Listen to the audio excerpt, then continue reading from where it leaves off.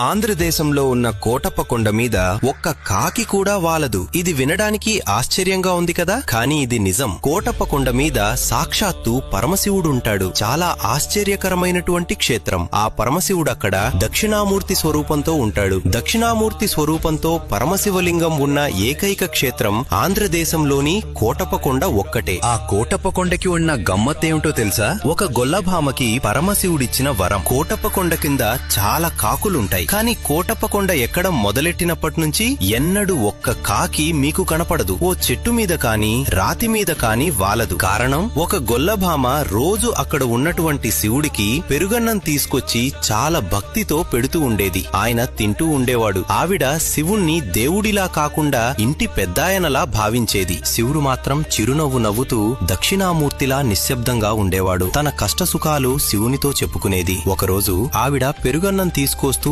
అలసిపోయి ఒక చెట్టు కింద సేద తీరుతూ ఉంటుంది. ఇంతలో ఒక కాకి వచ్చి వాలితే ఆ పెరుగుకుండ కింద పడిపోతుంది. అయ్యయ్యో, పైనున్న పెద్దాయనికి పెరుగు పట్టికెళ్తున్నాను. ఈ దిక్కుమాలిన కాకి వాలి పెరుగంతా కింద పడిపోయిందని బాధపడింది. పరమశివుడు వృద్ధ బ్రాహ్మణ రూపంలో కొండ మీద నుంచి కిందకి వస్తున్నట్టు కనిపించాడు. ఆవిడ దగ్గరకు వచ్చి శాంతంగా అన్నాడు, నీకొక వరం ఇస్తున్నానమ్మా. ఇక మీదట ఈ కొండ మీద ఎన్నడూ కాకులు వాలవు అని చెప్పి అక్కడి నుండి వెళ్లిపోతాడు. అంతే. ఆమె చిన్న బాధను పరమశివుడు